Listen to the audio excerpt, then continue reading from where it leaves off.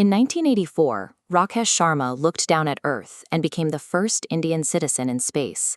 For 41 years, no Indian followed him. The nation's space program reached the Moon and Mars with robotic probes, but the human element remained grounded. In 1999, the idea of orbiting the Earth wasn't part of the daily reality for a teenager living in Lucknow. Shubhanshu Shukla was focused on the immediate pressures of high school, living a life entirely detached from the legacy of spaceflight. That year, the Kargil War dominated every television screen in the country. Watching the high-altitude conflict unfold, Shukla made a definitive choice. He decided to become the first person in his family to join the armed forces. His path to the stars began with a desire to serve on the ground. He wasn't chasing childhood fantasies of rockets. He was responding to a national crisis. That drive led him to the National Defense Academy. He joined the Hunter Squadron, an elite unit where cadets face a physical training regime designed to test the endurance of the most resilient recruits.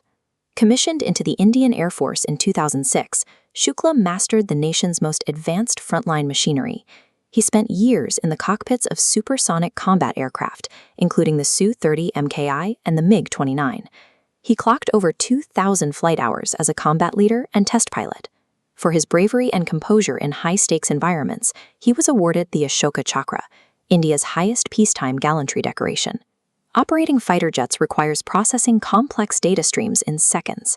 This military crucible conditioned his mind to maintain total focus in environments where there is zero margin for error. In 2019, ISRO looked to this pool of elite pilots to find its first generation of modern astronauts. Shukla was selected as one of 4 men to lead the Gaganyaan program. His preparation shifted to a global scale. He underwent grueling simulations at the Yuri Gagarin Cosmonaut Training Center in Russia and completed wilderness survival training in Mexico alongside international crews. He spent years integrating his Indian military background with the technical protocols of NASA, SpaceX, and the European Space Agency. By the time he finished, he had evolved from a national pilot into a globally trained space explorer. On June 25, 2025, Shukla sat atop a Falcon 9 rocket at NASA's Kennedy Space Center. He was the pilot for Axiom 4, the mission that would return an Indian citizen to orbit. At liftoff, 9 engines generated 7,600 kilonewtons of thrust. The rocket accelerated the Dragon module through the lower atmosphere, subjecting the crew to intense G-forces as they climbed toward the vacuum of space. Once in orbit, the Dragon capsule executed an automated, high-precision rendezvous. Traveling at 5 miles per second, it aligned with the International Space Station and hard-docked. The moment the hatch opened, the 41-year hiatus ended. India had reclaimed its seat in the domain of human spaceflight.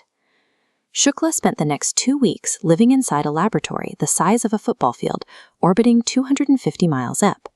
In microgravity, his body faced an immediate biological challenge. His muscles no longer had to fight Earth's pull.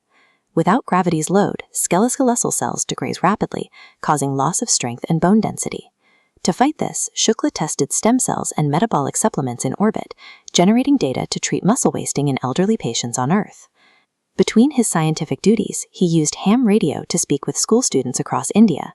He described the view of the planet and the reality of working in space, turning an orbital mission into a live classroom. On the station, he functioned as both a pilot and a researcher. He was managing a multi-million-dollar spacecraft while simultaneously conducting advanced biology and serving as a national ambassador. This high-tech environment remained connected to home through a live video transmission with Prime Minister Narendra Modi. Shukla described a view of Earth where national borders simply disappear. He also brought cultural touchstones into orbit. He shared traditional gaja ka hawa and mango puree with his international crewmates, turning the station's galley into a space for Indian heritage. He carried handcrafted artifacts representing India's regional diversity, symbols of the terrestrial artistry he left behind in Lucknow and Ahmedabad. Operating a multi-billion-dollar orbital laboratory didn't require him to abandon his national identity. He showed that India could master the frontier of space while remaining firmly grounded in its own traditions. The operational experience Shukla gained, from managing life support systems to executing complex experiments, is now being integrated into India's own Gaganyaan program. This mission provided the raw data needed to reach the next strategic milestones, launching an independent Indian space station by 2035 and sending a crew to the moon by 2040.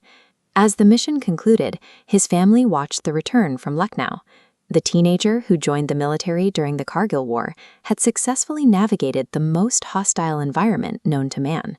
Inside the station, Shukla unfurled the Indian flag, creating a physical record of the nation's return to the stars.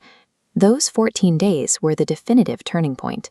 India proved it no longer needs to wait for a seat on someone else's rocket. It is now a self-reliant power in the future of human spaceflight.